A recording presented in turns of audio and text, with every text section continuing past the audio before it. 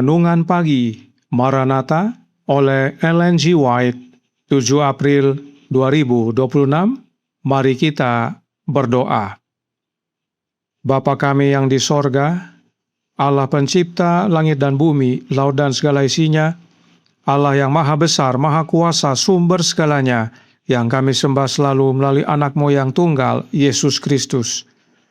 Terpujilah Yesus, anak Allah yang maha tinggi, yang adalah pencipta dan penyempurna iman kami.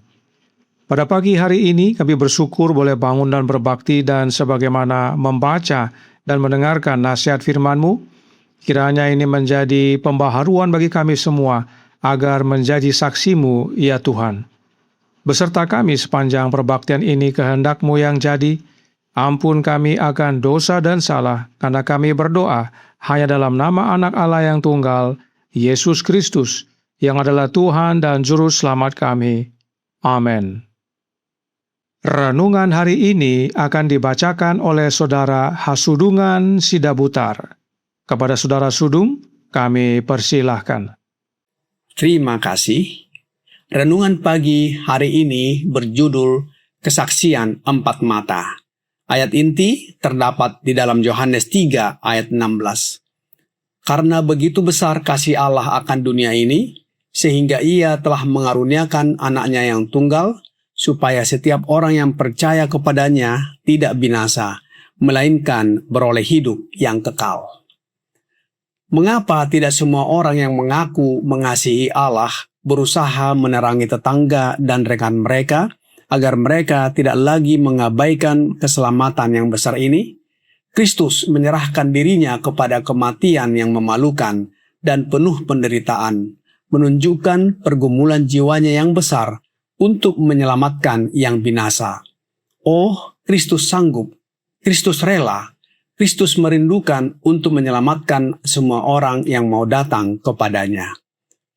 Berbicaralah kepada jiwa-jiwa yang terancam dan ajaklah mereka memandang Yesus di kayu salib, yang sekarat agar Ia dapat mengampuni. Berbicaralah kepada orang berdosa dengan hati yang meluap oleh kasih Kristus yang lembut dan penuh belas kasihan. Biarlah ada kesungguhan yang mendalam, tetapi jangan ada nada keras atau kasar terdengar dari orang yang berusaha memenangkan jiwa untuk memandang dan hidup.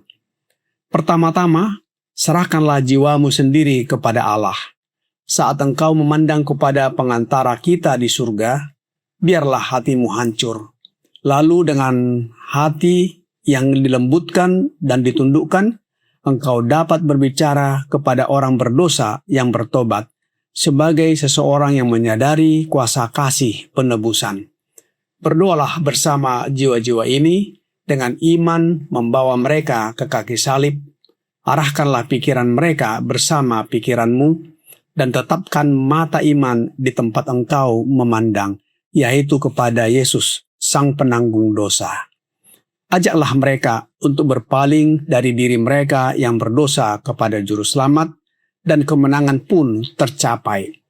Mereka sendiri memandang anak domba Allah yang menghapus dosa dunia. Mereka melihat jalan, kebenaran, dan hidup.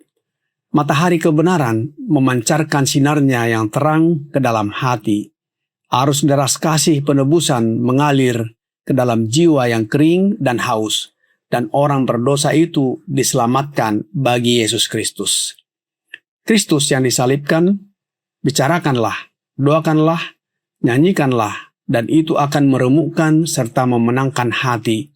Inilah kuasa dan hikmat Allah untuk mengumpulkan jiwa-jiwa bagi Kristus. Ungkapan formal, frasa yang kaku, atau penyajian sekedar argumen menghasilkan sedikit kebaikan.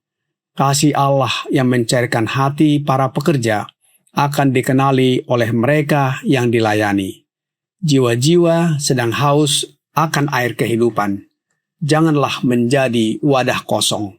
Jika engkau menyatakan kasih Kristus kepada mereka, engkau dapat menuntun yang lapar dan haus kepada Yesus, dan Ia akan memberikan roti kehidupan serta air keselamatan. Demikian bacaan renungan pagi kita hari ini. Terima kasih. Tuhan Yesus memberkati. Terima kasih atas penata layanan Saudara Sudung. Tuhan Yesus memberkati.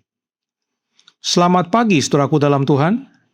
Ada satu nasihat yang diberikan oleh Ellen G. White kepada Elliot J. Wagoner yang baik untuk kita semua.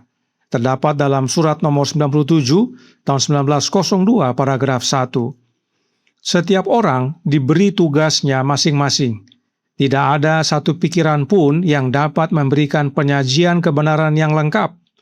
Tuhan mempunyai banyak hamba yang Dia pimpin dan ajari, memberi mereka hikmat dan pengetahuan.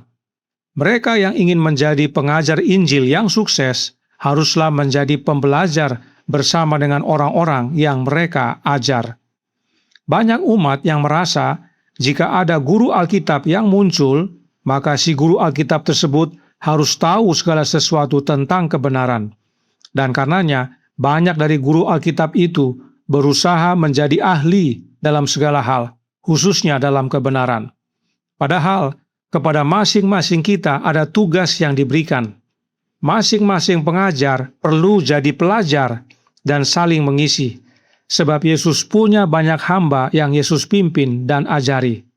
Kemudian dalam paragraf 2 dari surat yang sama dikatakan, para guru kita yang berpengalaman luas harus ingat bahwa saudara-saudari mereka tidak dapat diharapkan untuk langsung melihat semua kebenaran Alkitab yang mereka lihat. Mereka harus berhati-hati agar tidak memberikan terlalu banyak makanan rohani sekaligus. Beberapa memiliki kemampuan yang tajam dan perspektif dan dapat dengan cepat memahami pelajaran-pelajaran yang disajikan. Yang lain membutuhkan lebih banyak waktu. Mereka harus merenungkan, mempertimbangkan, berdoa, dan membandingkan ayat dengan ayat lainnya. Intinya, baik guru dan pelajar sama-sama belajar dan kemampuan untuk mengerti atau memahami kebenaran berbeda-beda. Ada yang cepat, ada yang lambat. Kita semua perlu belajar, sebab masing-masing akan menjadi juru kabar, khususnya dalam jangkauan pribadi. Sebab dalam surat yang sama dikatakan dalam paragraf 5, manusia sempurna di dalam Kristus tidak menghabiskan seluruh waktunya untuk menunggu, bermeditasi, dan merenung.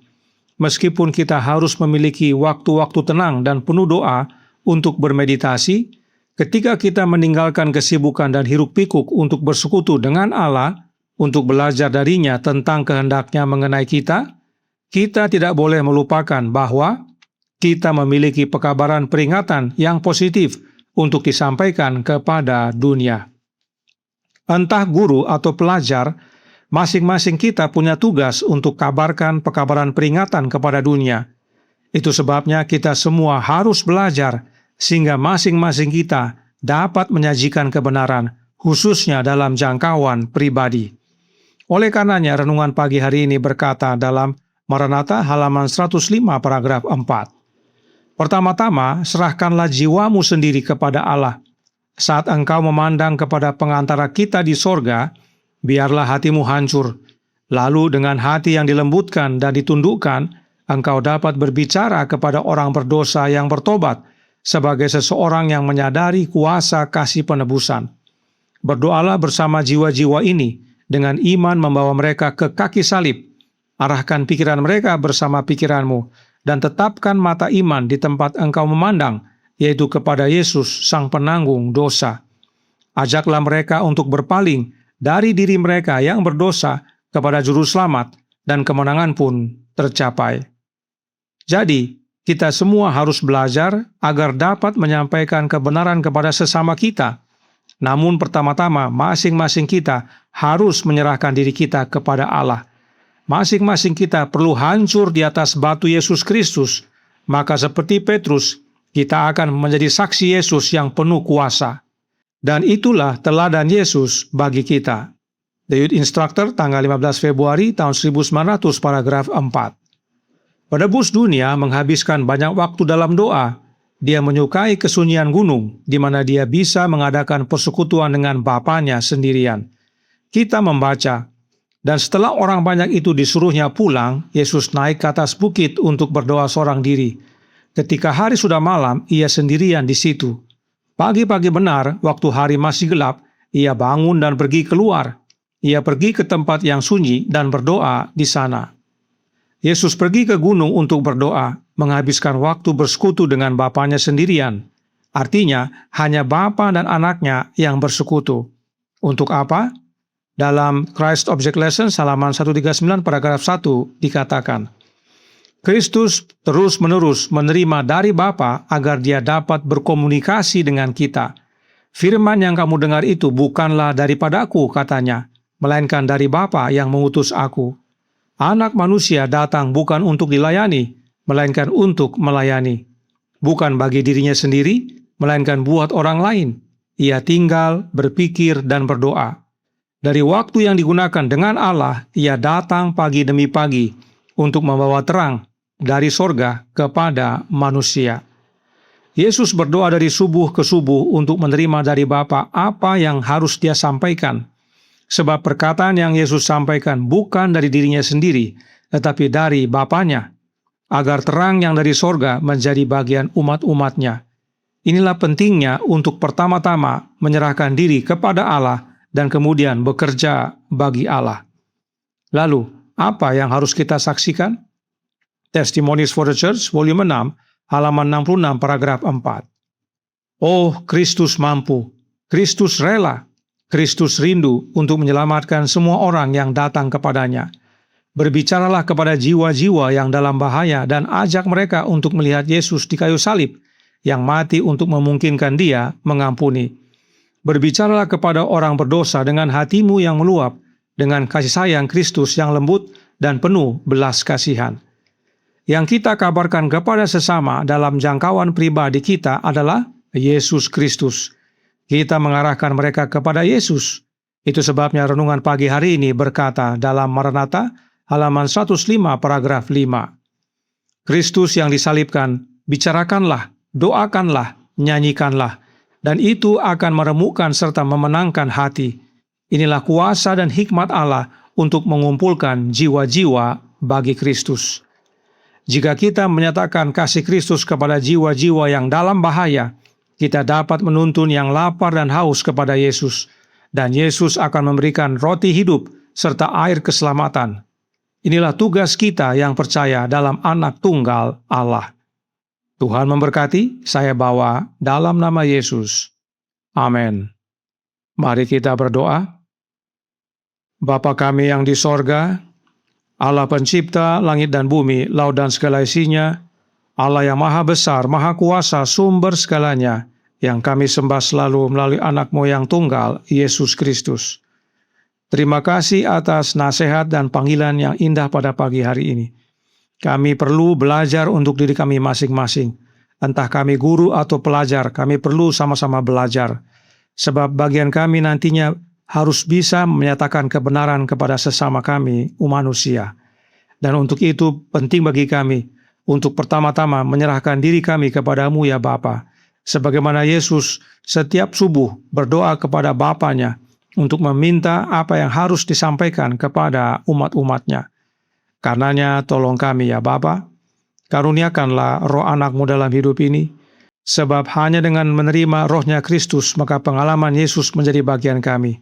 Kami selalu bersekutu dengan Dia dan menerima apa yang Dia sampaikan kepada kami untuk kami sampaikan kepada sesama.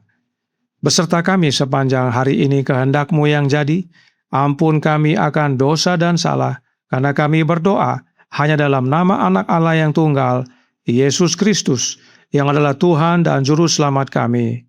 Amin.